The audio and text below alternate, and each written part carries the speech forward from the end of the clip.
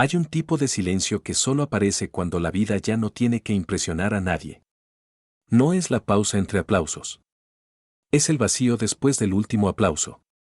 Y en ese vacío, a los 86 años, Jorge Rivero suelta una frase que no suena a confesión escandalosa, sino a rendición. Dice, con una voz que ya no necesita imponerse, que el hombre que el público creyó conocer era una construcción. Que la fuerza, la sonrisa perfecta, el pecho inflado y el paso seguro, eran, en el fondo, un disfraz. Y lo peor es que no lo dice como quien revela un truco de magia.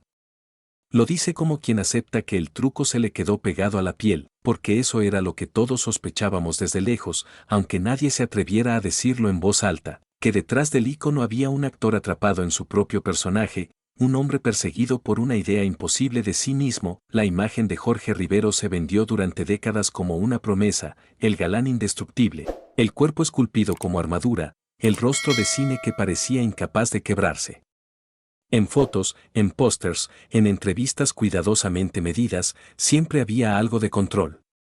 Siempre había una distancia. La cámara lo adoraba, pero la cámara también es un espejo cruel, te devuelve lo que la gente quiere ver, y si tienes éxito, te obliga a seguir devolviéndolo para siempre. En la industria del espectáculo, la fuerza no es una cualidad, es una obligación. Y cuando te eligen para representar la fuerza, el contrato no está en el papel, está en la forma en que te miran. En la forma en que esperan que entres a un cuarto. En cómo se decepcionan si un día te ven cansado. Jorge creció dentro de un mundo que aplaudía los mitos. Un mundo donde la masculinidad no se cuestionaba, se exhibía. Donde el dolor se callaba, porque el dolor hacía ruido y el ruido arruinaba la fantasía. Y así, sin que nadie lo dijera directamente, aprendió a actuar incluso cuando no había cámaras. La historia pública siempre fue brillante, el ascenso, el magnetismo, las oportunidades, los sets, las giras, las luces. Pero la historia privada, la que se queda en los pasillos después de que se apagan las lámparas del estudio, esa historia está hecha de otras cosas, de hambre disfrazada de disciplina, de cansancio disfrazado de entusiasmo, de miedo maquillado como confianza. A los 86, ya no hay necesidad de sostener el mito. Pero hay algo más inquietante, cuando un mito se cae, no siempre queda alguien debajo. A veces solo quedan los restos del esfuerzo por sostenerlo. Jorge Rivero pertenece a una generación de actores para quienes la imagen era un destino. No solo era una carrera. Era un mandato social. La gente no veía a un hombre, veía un símbolo. Y un símbolo no tiene derecho a ser frágil. En aquel tiempo, el cuerpo era parte del contrato. No se trataba solo de actuar, sino de encarnar un ideal. El gimnasio no era un pasatiempo, era un segundo set. El espejo no era vanidad, era vigilancia. Cada músculo era una línea del guión, y cualquier cambio era un error que el público iba a notar antes que tú. Al principio, esa disciplina se siente como poder. Te felicitan, te abren puertas, te colocan en el centro. Te dicen que eres diferente. Te convencen de que ese cuerpo es tu pasaporte, tu escudo, tu manera de no ser reemplazado, pero la industria siempre encuentra cómo cobrarse el favor. Te da un lugar y luego te amenaza con quitártelo. Y lo peor es que no lo hace con violencia directa. Lo hace con una pregunta que se repite en silencio: ¿sigues siendo el mismo? Esa pregunta es veneno cuando envejeces. Los que trabajaron cerca de él, los que lo vieron fuera de foco, hablan de una dualidad. No del doble juego típico del escándalo, sino de algo más íntimo, un hombre capaz de dominar un set y al mismo tiempo incapaz de descansar dentro de sí. Un hombre que entendía el ritmo de la cámara, pero no encontraba ritmo en su propio corazón. En público, una sonrisa de revista. En privado, el tipo de mirada que se va a la esquina de un cuarto, como si siempre estuviera calculando algo. Como si el peligro no fuera el fracaso, sino la pérdida de control, y es ahí donde comienza la obsesión. La obsesión no llega como un monstruo. Llega como un aplauso. Llega como un te ves increíble. Llega como un no cambies nunca. Y cuando te lo dicen lo suficiente, cuando te lo repiten desde los camerinos, desde las portadas, desde la calle, empiezas a creer que si cambias, desapareces. Jorge construyó una carrera donde su presencia era parte de la narrativa. Él no solo interpretaba personajes fuertes. Él debía ser fuerte. Siempre. Y en el entretenimiento, siempre es una condena, no se habla lo suficiente de las pequeñas traiciones que ocurren antes de las grandes. No la traición de película, dramática, con gritos y portazos. Sino la traición que parece un consejo. La gente que te dice esto te conviene, cuando en realidad le conviene a ellos. Los contratos que prometen proyección y te dejan sin voz. Las amistades que aparecen cuando estás arriba y se evaporan cuando ya no eres noticia. En la vida de un actor famoso, las relaciones se vuelven sospechosas por defecto. Te quieren a ti o a tu reflejo. Se enamoran de tu persona o de tu leyenda. Te escuchan o solo esperan su turno para hablar de sí mismos frente a tu nombre. A Jorge lo acompañó durante mucho tiempo una fama particular, la de ser un hombre fuerte. Pero la fuerza, cuando se vuelve marca, atrae a otro tipo de gente. A quienes buscan protección, a quienes buscan brillo, a quienes buscan una escalera. Y también a quienes quieren probar que pueden romperte, porque romper a un ídolo da una satisfacción oscura. En los sets, la dinámica se repetía con una precisión casi cruel, el equipo esperando lo impecable, los comentarios sobre su físico como si fuera propiedad pública, la obligación de estar de buen humor aunque el día empezara antes del amanecer y terminara cuando ya no quedaban palabras. Y al final, solo. Un hotel, una habitación demasiado silenciosa, un teléfono que no sonaba con la misma intensidad cuando la película ya había estrenado. Ese es el lado de la fama que no se ve, el aplauso tiene horario. La soledad no. A los 86, cuando Jorge habla de lo que todos sospechábamos, no menciona un escándalo puntual. No lanza nombres para incendiar titulares. Lo que admite es más incómodo que cualquier chisme, porque nos involucra a todos. Admite que su imagen fue una prisión alimentada por la mirada ajena. Que había días en los que la armadura pesaba tanto que solo quería ser invisible. Que hubo momentos en que no podía reconocer dónde terminaba el personaje y dónde empezaba el hombre. Eso es lo que no suele decirse en las entrevistas, que la fama es una identidad prestada, y el interés del público funciona como un alquiler. Si dejas de pagar con espectáculo, te desalojan. Durante años, su nombre circuló asociado a una estética precisa, el hombre latino que podía competir en cualquier escenario, el galán de presencia arrolladora, el cuerpo como declaración. Era una época en la que el cine, aquí y afuera, necesitaba tipos como él para llenar pantallas de energía simple, fuerza, deseo, peligro controlado, pero el peligro controlado era solo una fantasía. Nada está controlado cuando miles de personas te consumen como imagen. El control se vuelve una ilusión que se sostiene a puro esfuerzo. Hay quienes dicen que él era perfeccionista. Otros lo llaman disciplinado. Y la disciplina es admirada, sí, hasta que se convierte en sustituto de la paz. Porque entonces ya no entrenas para estar bien, entrenas para no caerte. Para no sentir. Para no escuchar esa voz que, cuando se apaga el ruido, pregunta cosas incómodas. ¿Quién eres cuando nadie te mira? Esa pregunta persigue a muchos artistas. Pero persigue con más fuerza a quien construyó su identidad alrededor de la apariencia de invulnerabilidad. En algún punto, la industria deja de hablarte como a una persona y empieza a hablarte como a una fórmula. Te quieren como elemento, no como ser humano. Te felicitan cuando cumples, te castigan cuando dudas. Y tú mismo terminas tratándote igual, te reduces a tu rendimiento. Con los años, el cuerpo cambia. No importa cuánto lo empujes. No importa cuánta disciplina tengas. Cambia. Y cuando tu carrera está atada al cuerpo, cada cambio se vive como amenaza. Jorge, como tantos, tuvo que enfrentar el momento en que la cámara ya no te pide lo mismo. El momento en que los papeles cambian. El momento en que te das cuenta de que el mundo que te celebraba por eterno es el mismo que se incomoda cuando te ve humano. Hay una escena que se repite en muchas vidas famosas. El día en que alguien más joven ocupa el espacio que tú creías tuyo. No porque te lo robe, sino porque el mercado siempre necesita novedad. Y ahí aparece una herida que no se ve desde afuera, la sensación de ser reemplazable. Para un actor, esa sensación puede ser mortal.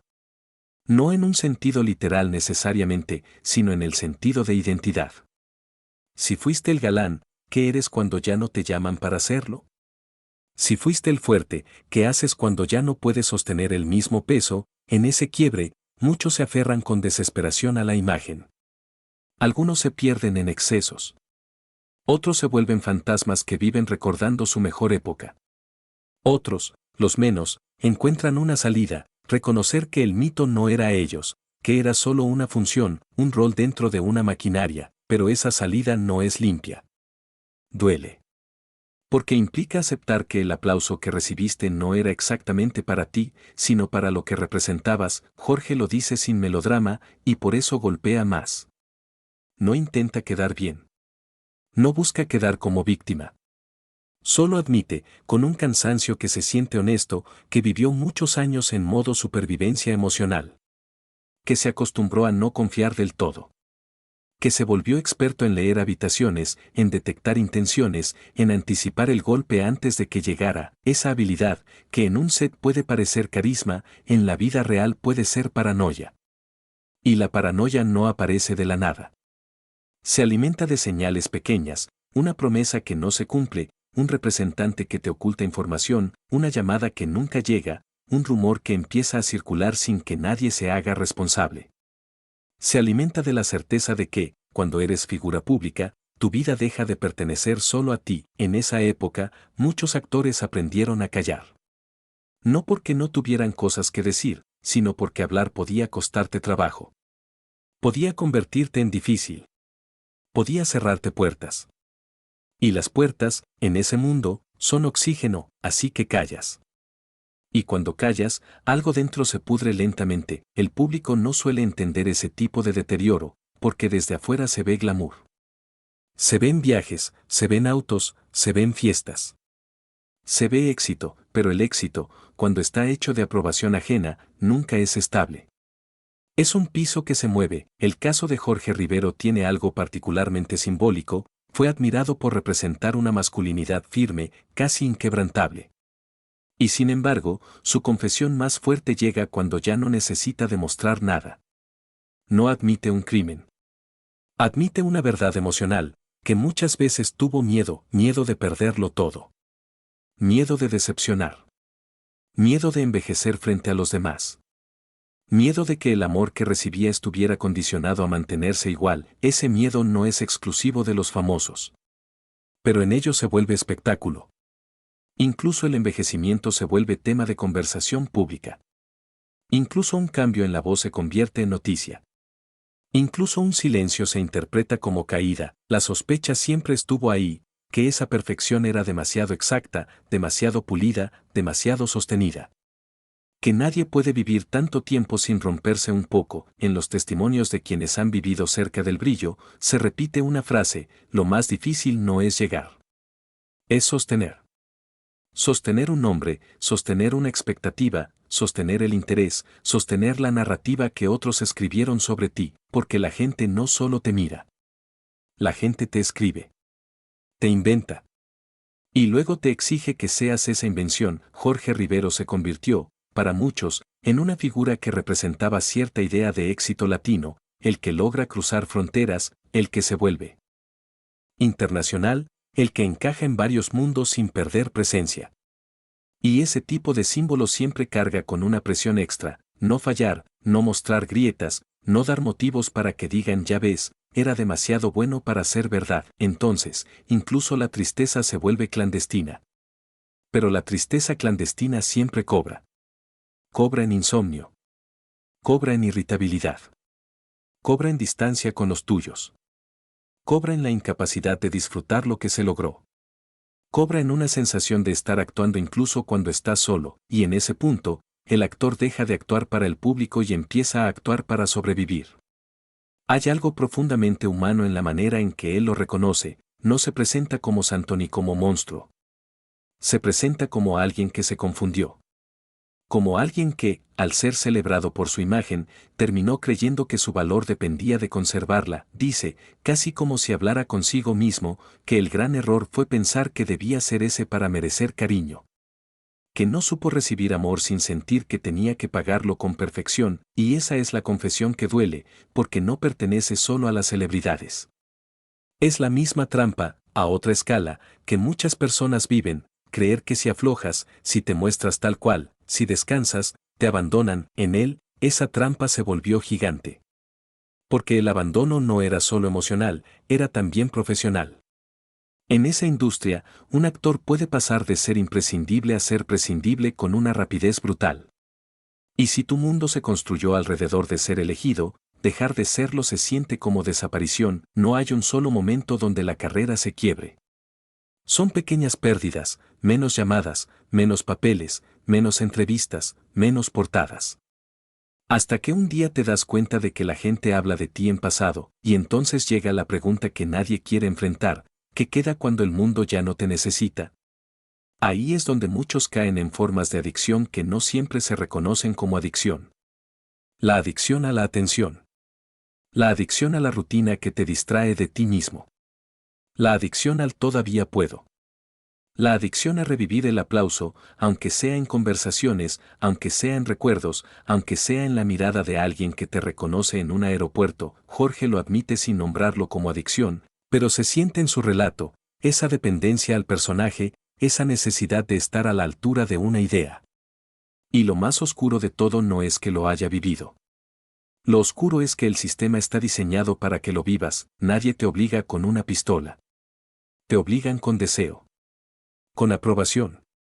Con oportunidades. Con miedo a caer. A los 86, hay algo que cambia.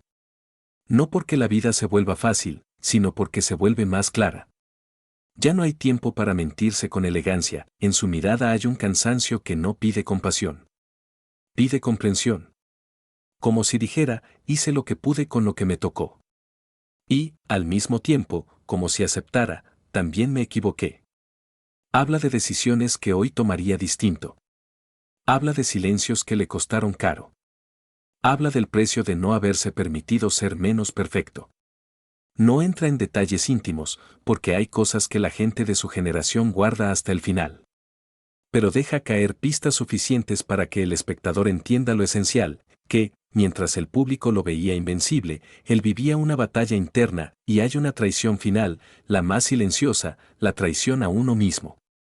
Cuando te acostumbras tanto a cumplir expectativas ajenas, que ya no sabes cuáles eran tus propias expectativas. Cuando te conviertes en producto de tal manera que un día te miras al espejo y no sabes si estás viendo a un hombre o a una marca. En el mundo del espectáculo se habla mucho de reinventarse. Pero casi nunca se habla del duelo que implica reinventarse. Porque reinventarse no es solo cambiar de look o aceptar nuevos papeles. Es despedirte de una versión tuya que te dio todo, aunque también te haya lastimado, y despedirse de esa versión puede sentirse como matar a alguien que te salvó. Por eso la confesión de Jorge, a esa edad, pesa como una piedra. Porque llega cuando ya no hay nada que ganar con ella. No está buscando tendencias. Está buscando descanso. Lo que todos sospechábamos no era una trama oculta, ni una vida doble de novela.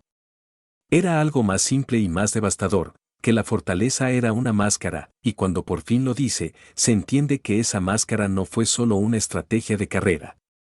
Fue un mecanismo de defensa. Tal vez el único que encontró para sobrevivir a un mundo que exige brillo constante y castiga cualquier sombra. A veces pensamos que la fama lo resuelve todo. Que la fama cura inseguridades, que la fama llena vacíos, que la fama compra paz. Pero la fama, en realidad, amplifica. Si traes miedo, el miedo crece. Si traes vacío, el vacío hace eco. Si traes heridas, las heridas se infectan con flashes. En su vejez, Jorge parece comprender algo que muchos entienden demasiado tarde, que el aplauso no es hogar. Que la atención no es amor. Que el reconocimiento no reemplaza la intimidad, y que el cuerpo, por más trabajado que esté, no puede cargar para siempre con el peso de un personaje. Cuando el documental imaginario de su vida avanza hacia el presente, las imágenes se vuelven más lentas, menos luces, más sombras suaves. Una casa más silenciosa. Fotografías que capturan versiones suyas que ya no existen. Recuerdos que, vistos de lejos, parecen de otra persona, y sin embargo, ahí está él, todavía. No el mito. El hombre, en esa presencia hay algo que conmueve, la idea de que sobrevivió a sí mismo. A la expectativa. A la maquinaria. A la obligación de parecer invulnerable. No todos lo logran. Muchos artistas quedan detenidos en su mejor época, repitiéndola como un conjuro. Otros se amargan, culpando al mundo por olvidarlos. Otros se derrumban, porque no encuentran qué sostener cuando ya no hay público. Jorge, en cambio, habla. No para reclamar. Para soltar, y al soltar, deja una pregunta colgando en el aire, como una nota que no resuelve, cuánto de lo que admiramos en nuestros ídolos es real, y cuánto es una coreografía que les exigimos para sentirnos bien. Tal vez lo más inquietante de su confesión no es lo que revela de él, sino lo que revela de nosotros. Porque si durante años sospechamos que algo no cuadraba, también elegimos no mirar demasiado. Preferimos el mito, nos gustaba verlo fuerte. Nos convenía verlo intacto. Nos entretenía la idea de que existían hombres así, sin dudas, sin grietas, sin noches malas. Y esa fantasía, aunque parezca inofensiva, es una forma de crueldad. Porque convierte a la persona en decoración emocional. Al final, la figura de Jorge Rivero queda suspendida entre dos verdades. La verdad del ícono, que todavía vive en la memoria colectiva, congelada en imágenes de juventud y potencia. Y la verdad del hombre, que a los 86 se permite decir lo que nunca fue rentable decir, que también se cansó, que también tuvo miedo, que también se sintió solo. No hay música triunfal en esa admisión. No hay redención completa. La vida real no funciona así, lo que hay es una calma rara, casi dolorosa. La calma de quien ya no está peleando por sostener una versión de sí mismo. La calma de aceptar que la leyenda fue útil, sí, pero también fue una jaula, y en esa calma, su historia se vuelve una advertencia y una elegía. Una advertencia sobre lo que pasa cuando confundimos valor con apariencia. Una elegía por todas las versiones de nosotros mismos que dejamos morir para cumplir con una expectativa, porque al final, el secreto no era un escándalo escondido. Era una tristeza perfectamente bien vestida. Era un miedo entrenado para no temblar. Era una vida entera aprendiendo a ser el fuerte, hasta que un día, ya sin prisa, se permitió decir en voz alta lo único que podía liberarlo, que no era invencible, y cuando lo dice, por primera vez, la imagen se vuelve humana. Y lo humano, por fin, deja una marca más profunda que cualquier mito.